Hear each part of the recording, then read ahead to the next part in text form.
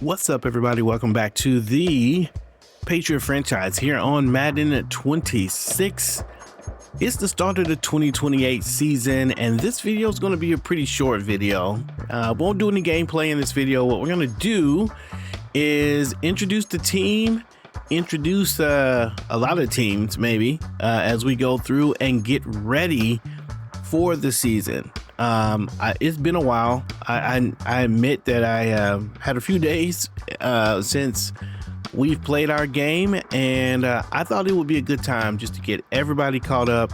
Plus, it's the fourth year of the season, and when the fourth year of the season comes, a lot of movement, a lot of things happen in the league, and it can just really feel disconnected. So what I thought I'd do is just kind of give you guys this little preview. If you like a video like this, let me know. Put a little like in you can definitely always like the videos, but if you leave a comment and just let me know, hey man, these videos are kind of good, I don't mind doing these, especially as the franchise progress, but they take a little time. And so if you guys don't like them, then I won't do them, but I'm looking at this stuff anyway.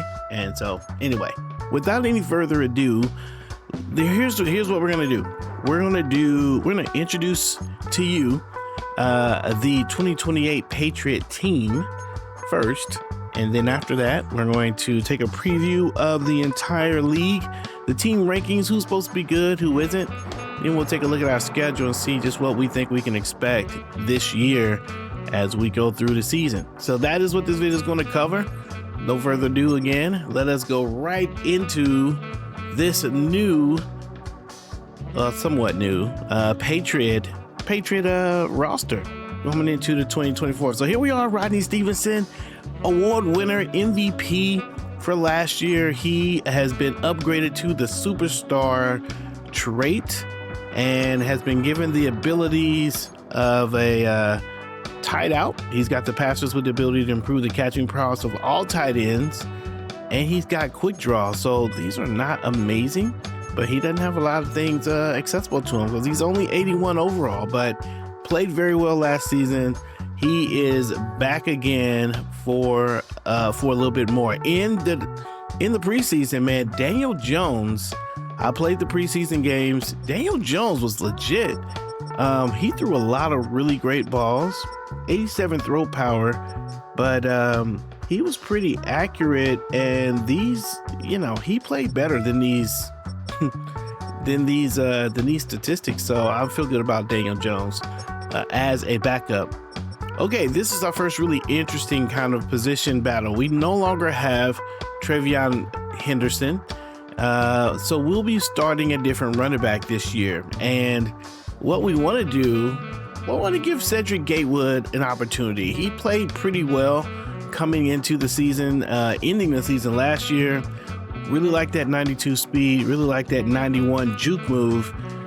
Break tackles are pretty low, not really a strong player. Stiff arm is low, trucking is low, but the spin move and the juke move seem to be pretty good. A shifty player. Looking forward to kind of seeing what he is going to look like as we get going in the year. But he'll have a little competition because the rookie Geo Huff is also going to get some time. I believe Geo was our, let's see, what week? Can we see what week he was drafted? You can look at the week he was drafted here, right? Let's see. Is it awards? Yeah, he's drafted in the 5th round. Geo, yeah, drafted in the 5th round. The fans didn't like it. They booed like crazy. He's only 68 overall. We're going to keep him on the roster, but we kind of like him. He's similar to Cedric. He's got the 94 speed. He's only got 82 juke move, but playing in the preseason, man, he has some pretty good games as well. So that's kind of be the 1-2 punch. The power on the, sort of the thunder to all the lightning that's going on around this is Javonte Williams. He's actually the best rated running back on the squad, but he won't be getting so much of the start. Kind of going to play the role that Stevenson played. He'll be the power back and will come in. Honestly, we'll bring him in if we need to settle things down, but we really plan to give these two young guys, or these two shifty guys, an opportunity. Jordan Barber playing well at the fullback position. No problems there. He's still looking good. 77 overall. Gets the job done. Okay, so here in the wide receiver position, another space where we have some really interesting players. Malik Lincoln, still a superstar X factor. Man, MVP. He probably should have been the MVP. But the quarterback did play really well. But look, his stats are still crazy. 98 speed, 99 acceleration, 98 catching, nuts. His deep routes only 88 though. But man, he played very well. And we expect that we'll continue to go to the statesman, Malik Lincoln. Darren Patton was a superstar X Factor, is still a superstar X Factor, drafted that way. And we really haven't used him very well. I hope to use him a lot more this season. Try to get him in the game, and the hope is that he's just a solid, kind of physical receiver, kind of a possession receiver who'll come in and make the big catches and get it done. His abilities right now, short, elite, in and out. Let's see, maybe do we have anything medium? Honorary lineman, no. Deep elite, no. I don't think he's gonna be matched up. Yeah, this is probably the best thing. Maybe this recuperation is actually increasingly important. But Darren Patton is the deal, and everybody else is competing. Trey Palmer, Adonai Mitchell, Austin, Kyle Williams, everyone's competing for balls at the beyond those top two players. I think we're gonna give Adonai Mitchell a lot of love though. He played very well. He was probably the standout in the preseason. A 94 speed, a 95 overall, played very well. Solid. If he continues to play like he did in the preseason, he will be the slot receiver, and the man that's gonna get left out is probably gonna be Calvin Austin. He's 5'9", he's really short. These other guys really like their height, and we can compensate for the speed that Austin will go. So it could be that Calvin Austin is a player that we end up moving as we go through the season. Jason Stevens and Vallejo still going to hold down the tight end position. Stevens has been very good for us. He is a star player, plays pretty well for us. Looking forward to seeing him continue to develop. And then Vallejo also, man, this guy's been a talent that we really want to get going. He's 24. Hoping, he's on the Cow Pits plan. We believe he's got a lot of potential, but he just hasn't broken out yet. William Walden, also a good player that we got in a trade from the Raiders. Offensive lineman, I thought we did pretty good in the offseason. We can retain Will Campbell, which is one of our better players, paying him a lot of money, $32 million. It's crazy work, but he's going to get a lot of money there. Zabel and we got options here. These are 85. Honestly, Samatai is a guy that we feel like we might need to move around. He just gives us some depth. Could be a left tackle, could be a left guard. The center position looks pretty good with Frazier and Jared Wilson there, and then Nwenu, who we believe will retire soon, or we could get rid of if we can't do it. He's a pretty big penalty. But the offensive line looks good. 85 and up, just about every role. And we have a little bit of depth there that we can expect to do something with. So really excited about the offensive line. Okay, Cooper Boyle playing great, man. He's in his second year, or actually he's in his third. Is this his third year? I think it's his third year. Let me see. Is this his third year? But this will be his third year. But 13 sacks in year one as a rookie, 18 and a half sacks in year two. A couple deflections in the place, man. And I wish Madden would record the hurries, because that's even better. Didn't quite get to the backfield as much as he did the first season, or his rookie season. Didn't have as many tackles as his rookie season, but his pressure on the quarterback has been fantastic. Cooper Boyle is going to be a beast coming off the edge. He will not play, though, in this first game. He's injured, and struggling with a little bit of injury. But he should be back in week 2, I believe. Davenport, not too bad. I guess we'll get a look at him since Cooper is out. Davenport's just okay. You know, he's a backup, and he kind of fits the role as a backup. Looking at the right edge, Milton Williams is a superstar, no longer a superstar X Factor, but we still expect that he will play very well. I think he did some regression. Let's see, did he do some regression at the end of the season? Regular season, division week, conference, Super Bowl. Okay, no, he didn't regress. Wait a minute, but somewhere he lost his X Factor, unless he was never an X Factor. Maybe he was never an X Factor. Yeah, not bad. Milton Williams, though, great player. Really kind of holds down his defense. Definitely holds down the defensive line. Playing super well here. We expecting he's going to be a good player to hold us together. This defensive line plays pretty good. Defensive tackle, we're still waiting for these guys to really bust out. Marcus Yates is the guy that we're hoping will be the man who really breaks through, but any one of these guys can do it. These are 1, 2, and 3-year-old players. This could be the year for Soto or for Yates, one of them. Farmer's been there for a long time too. They all have a lot of potential. Maybe Yates shouldn't be there, but we'll see what happens with those guys. Okay, the soundback, Devin Lloyd, 89 overall, playing very well. Veteran, honestly, potential trade bait. No penalty for him. He's an 89. He could be a guy, mostly because I think I really want to give these young rookies an opportunity. So Devin Lloyd, maybe a guy that gets traded, but he did get upgraded this year to the Superstar X Factor. I don't know how. I don't know why. He did play very well. I guess, wait a minute. He may have won an award. Conference championship win. Let's see. Super Bowl win. Defensive player of the week. Okay. One at home. Huh. I thought he... Let's see. Yeah. Got a pro... Maybe that was it. The Pro Bowl appearance.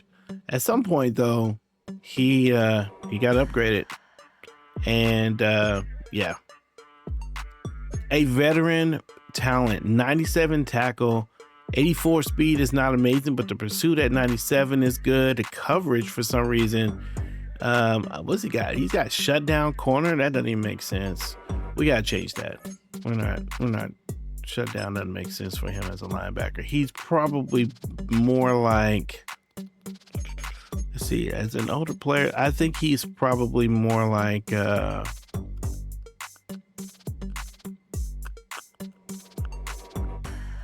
think he's more like reinforcement. So that's what we're gonna give him. Rookie, first round draft pick, William Garay. Again, we kind of want to give him a shot. So we'll see. We'll see what happens with Devin Lloyd. This is the first round draft pick, 76 when we drafted him, a normal dev trait. So not too bad. Actually, let me let you get a better look at him. 86 tackle.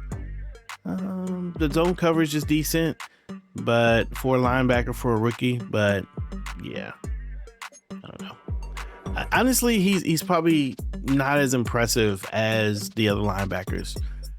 All right, so Trevor Crawford, another Superstar X Factor, got upgraded, or I don't know. I think, well, was he I don't know if he got upgraded or not. There he is. Yeah, he did. Development trade increase right there in Super Bowl week. Yeah, I'm not quite sure why, but he got an upgrade. And I think he got the upgrade that Drew Sanders was supposed to get. But I think there's a bug or something that caused that. Maybe. I don't know. Potentially. But Trevor Crawford goes to Superstar X Factor. He is a good player, though, man. 86 speed, 94 tackle. Hit tackle's pretty good. You know, again, a solid running, solid linebacker. He'll be pretty good. So we're gonna play him but really interested in Tim Haynes and Austin. Caldwell played really well last year, but honestly, Tim Haynes is the guy that has most of my attention. He's a hidden depth trade rookie. He's got 90 speed, 78, 89, 78 block shed, 89 acceleration. Awareness 77. I don't know. I just really like him. I liked what he brought to the table. And I think that he is going to be a good player. I think he'll be a good player. So he's going to get an opportunity to play him, and then we'll kind of see what happens with the other two.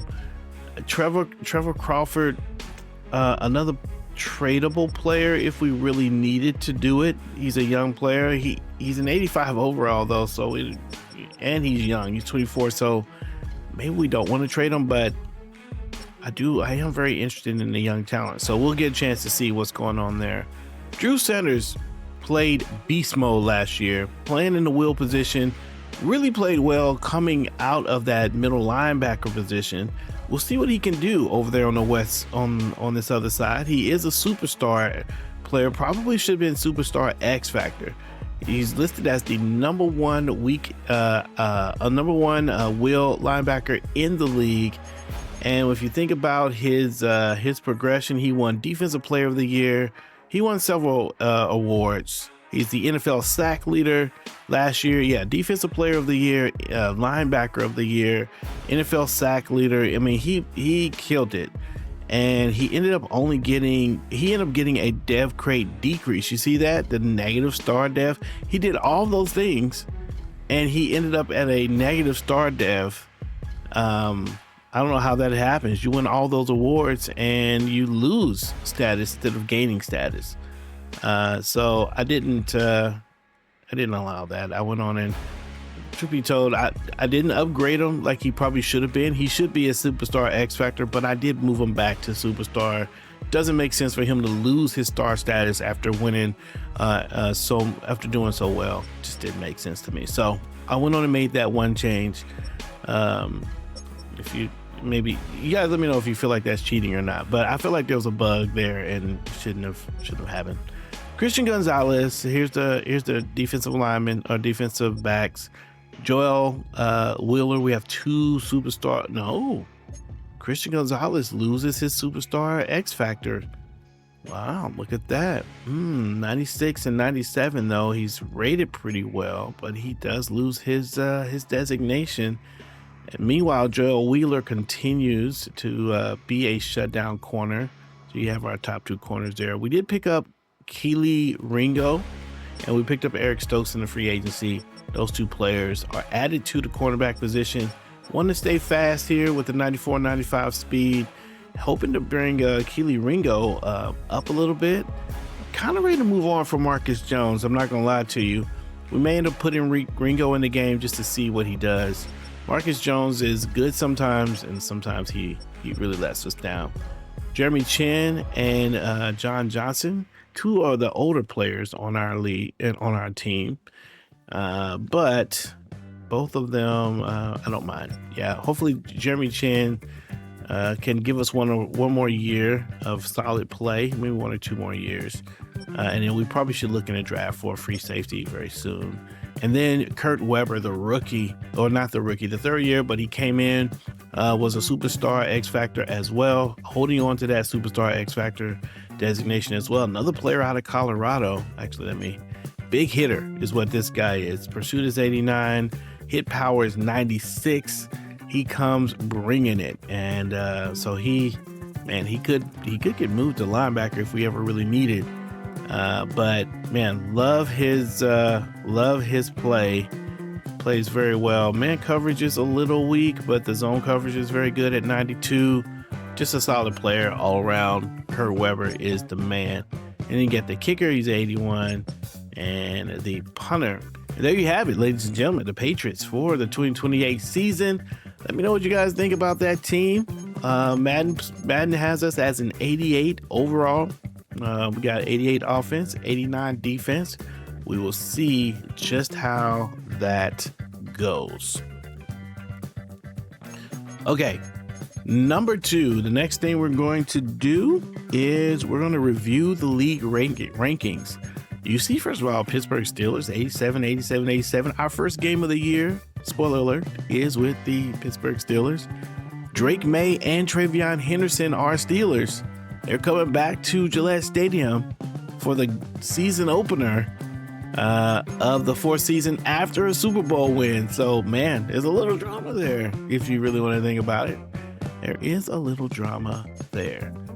All right, so for those of you guys who don't know, you can go to user teams and act like you're going to create a character, and you can get a look at all of the players here and all the teams rather, and the rankings that they have up to this point.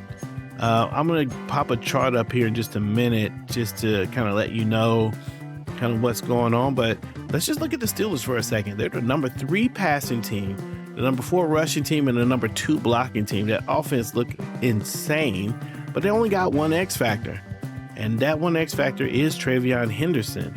A lot of star players, a lot of superstar players. For some reason, Pittsburgh is an 87 overall team, but they have the rebuilding designation, which I think is just a little odd, but that's a good looking team there. The pass rush looks very weak. Team speed is just mid, but that's one of the teams I was thinking about.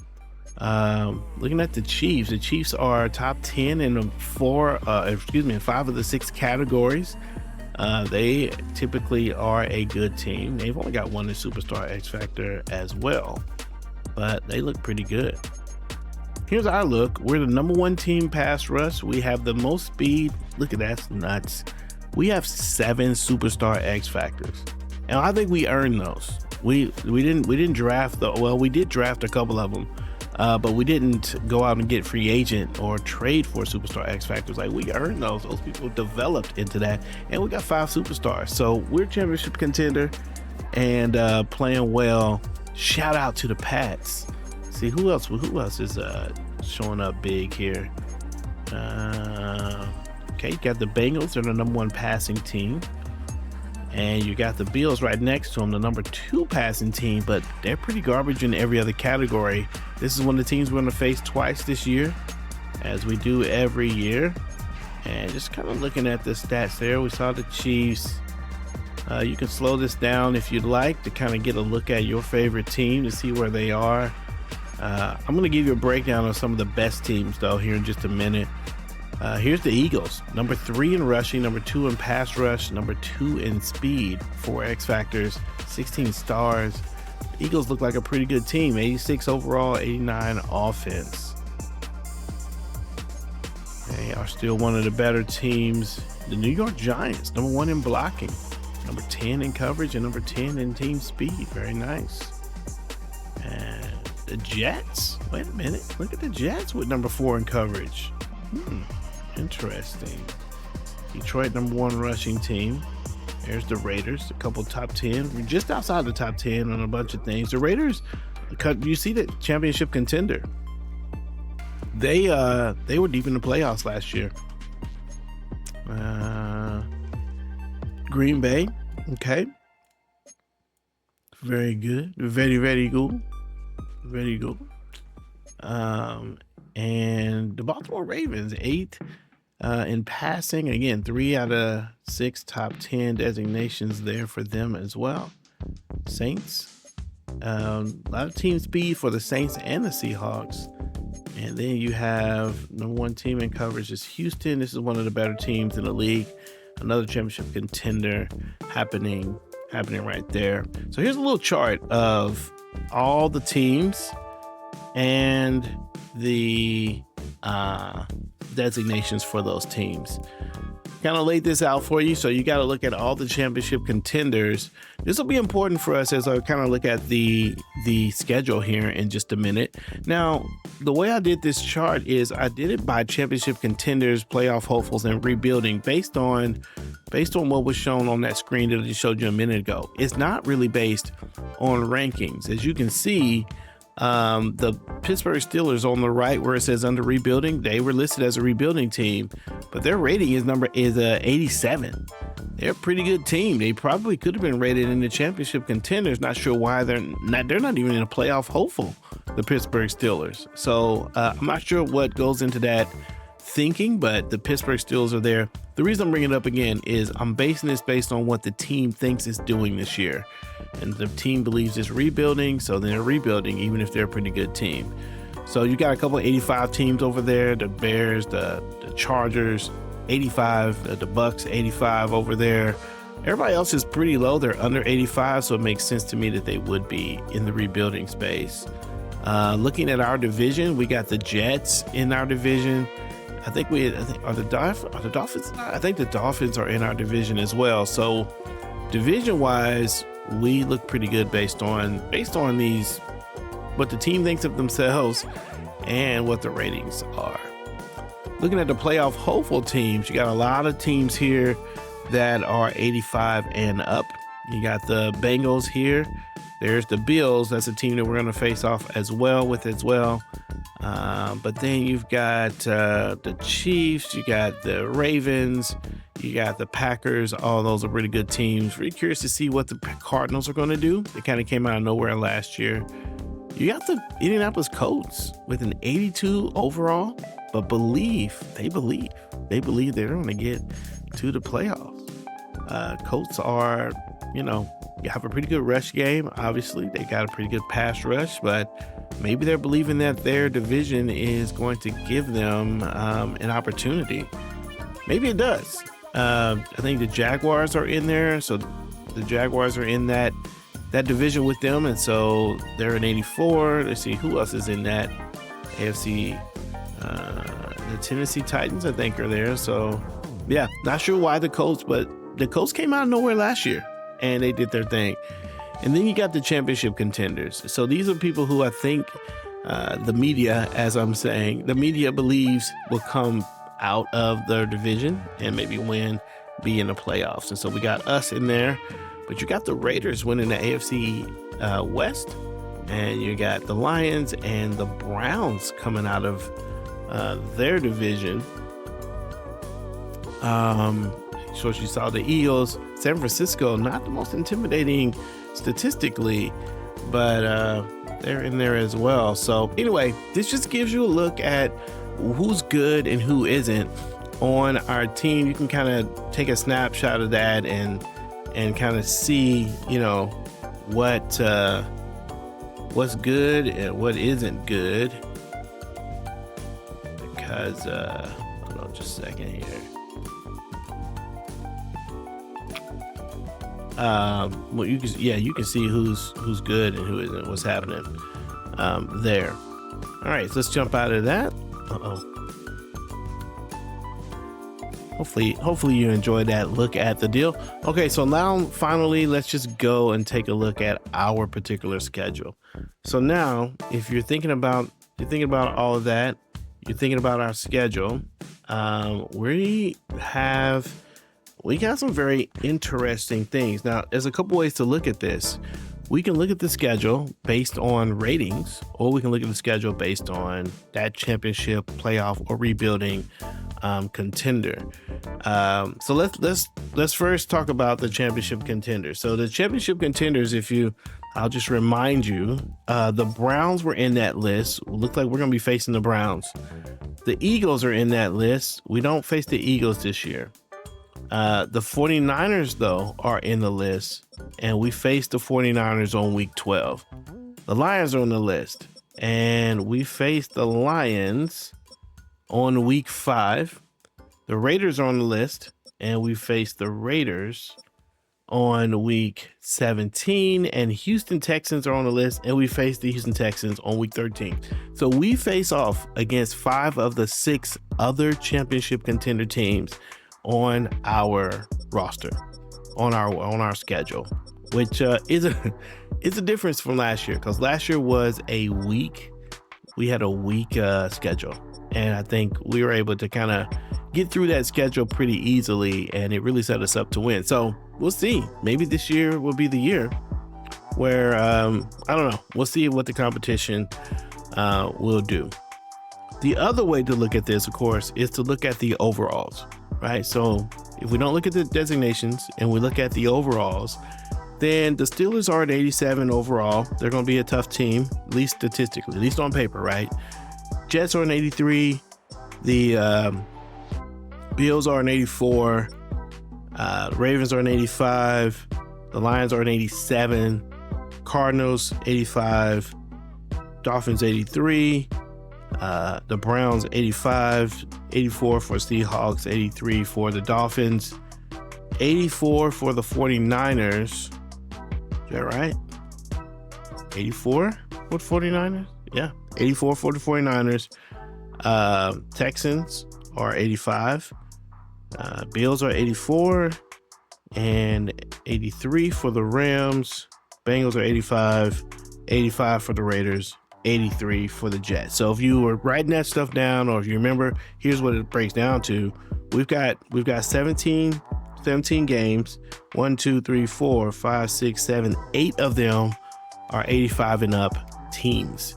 So we play all the championship contenders, but we also play 8 out of the 17 games we're going to play are 85 and up teams. Now we'll see what this looks like. Last year, that didn't, there's always, every year you got what's on paper and then what actually happens. So I would say this year is a little bit of a different year where it comes to the strength schedule that we had from last year. So before we finish this video, let's just go through and just kind of wins and losses here. So big game here with Pittsburgh, man. We are going to face off against one of the best offenses in the league, and we got some animosity there coming in with Travion Henderson, who didn't want to get traded after a great year, and Drake May coming in, and also I think his alignment that they got over there too that used to be with the Patriots. So I'm going to say that I'm going to go ahead and say we're going to take the W on this one. We're going to give ourselves a win for week 1, because I don't know, man. We know who Drake May is. We feel like we can do it. He's fading. Anyway, you get it. The Jets, I think we're going to give ourselves a win. The Bills, they're going to give ourselves the win there. I think we start 3-0. Let's see. Those are away games. The Ravens are going to come into town. This is a game that we could lose. I'm gonna go ahead and give us a loss on against the Ravens. The Lions, 87 overall team. Sunday night, prime time.